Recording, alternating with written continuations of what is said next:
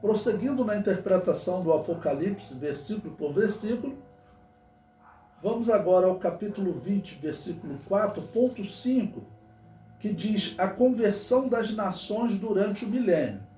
Bom, esse período em que a igreja estará reinando junto com Cristo, e Israel terá se convertido, eles se converteram durante a grande tribulação, a Bíblia também profetiza a conversão das nações. O profeta que mais fala sobre o milênio é o profeta Isaías. Ele fala mais sobre o milênio do que o Apocalipse. O Apocalipse são poucos versículos que falam sobre o milênio. Ok? Então, um dos capítulos de Isaías que descreve o reino do Messias, o milênio, é o capítulo 11. Então vamos dar uma lida agora nesse texto, porque ele vai descrever exatamente a conversão das nações. O comentário nos diz: no capítulo 11 do seu livro, o profeta Isaías vê a era do Messias como o nascer de uma árvore. Ele diz: porque brotará um rebento do tronco de Jessé. Jessé é o pai de Davi, ok? E das suas raízes um renovo frutificará. Ou seja, dos descendentes de Davi surgirá alguém que vai assentar-se no trono. O profeta vê a perfeição do seu reino simbolizado nos 7 Espíritos de Deus.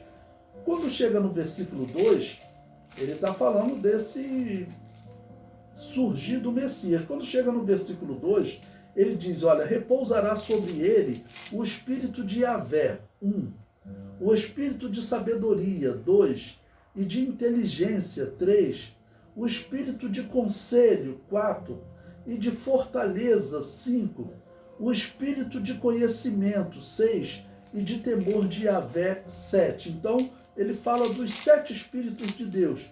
E o número 7, ele representa uma perfeição.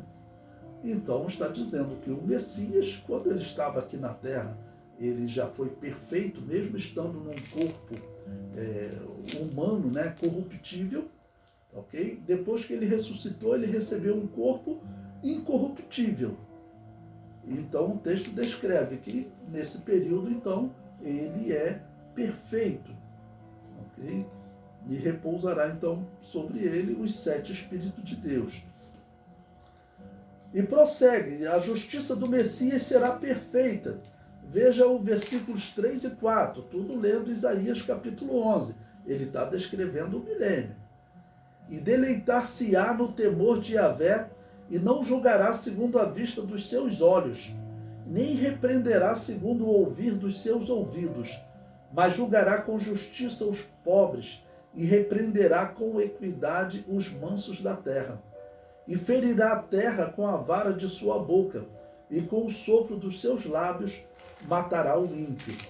Bom, o ímpio aqui, eu entendo como uma descrição do anticristo. Veja o comentário abaixo, eu digo aí. O termo ímpio neste texto é tradução do hebraico Rachaí, e segundo o dicionário Strong, pode ser também traduzido por hostil a Deus. É uma referência à vitória sobre o anticristo no fim da grande tribulação. O anticristo é aquele que é contra Deus, ok? Contra Cristo. E aqui, essa expressão, né, Rachaí, significa hostil a Deus, ou hostil a Yahvé. É um sinônimo de anticristo. Ok? O profeta vê a justiça e a verdade como vestes do Messias, e a justiça será o cinto dos seus lombos, e a verdade o cinto dos seus rins.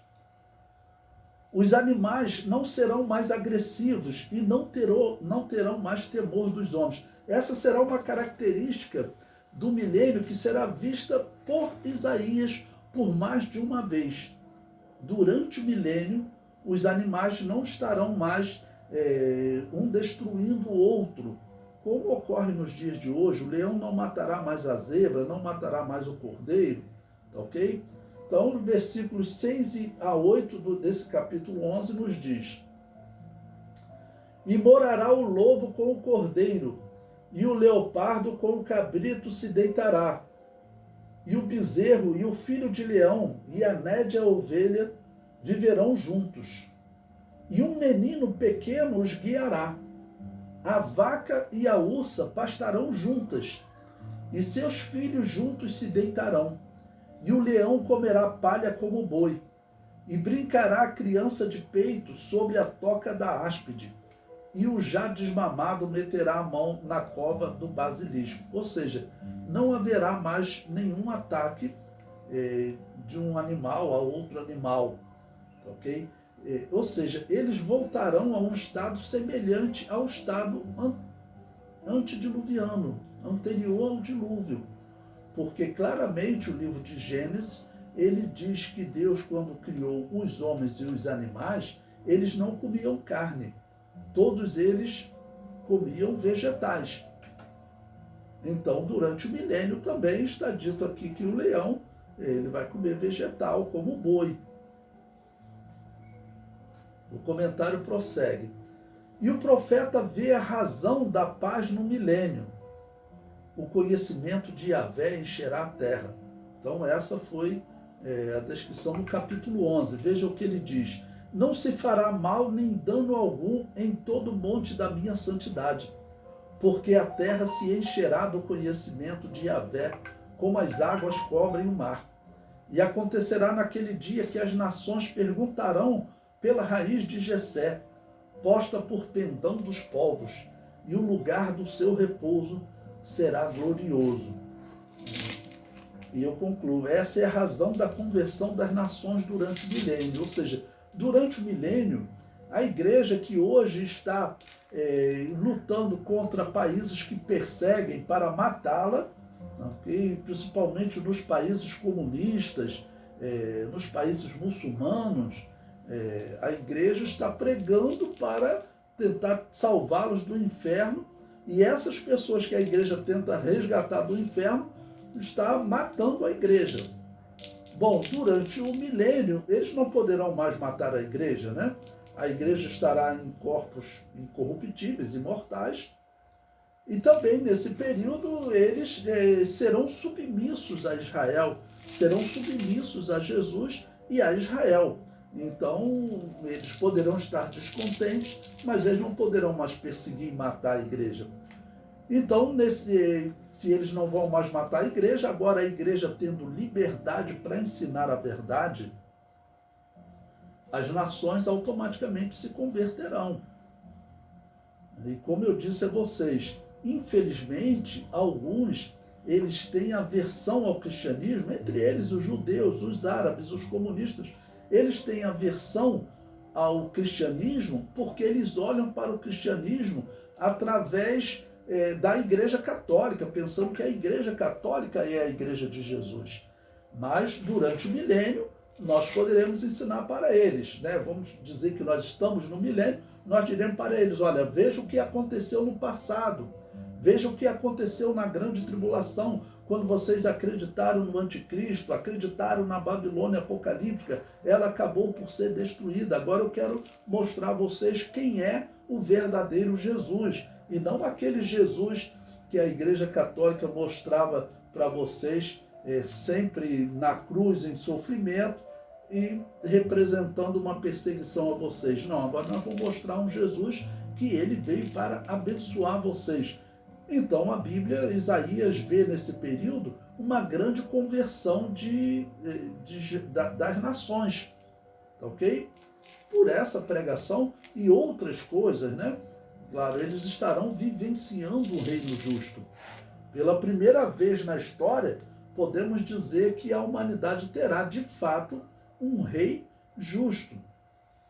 Vocês sabem que no período da Revolução Francesa, eles diziam que para a humanidade ser feliz, a humanidade deveria acabar com todos os reis e com todos os religiosos.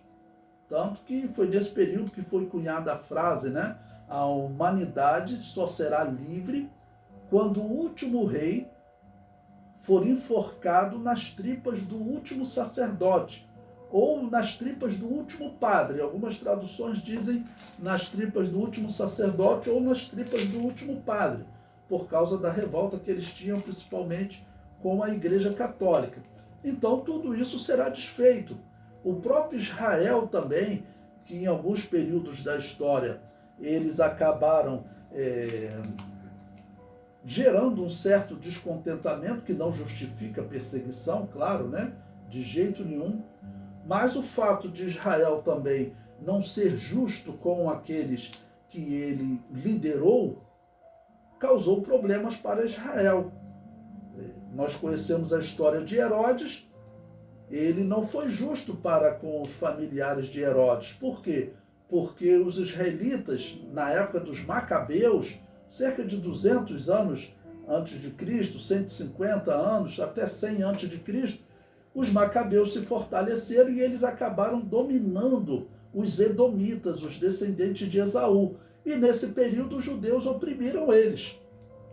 Aí dessa opressão obrigaram eles a se tornarem judeus, e aí surgiram esses pseudo-judeus, que foi Herodes, o pai de Herodes e depois Herodes, né? Então essa injustiça de Israel causou esse problema.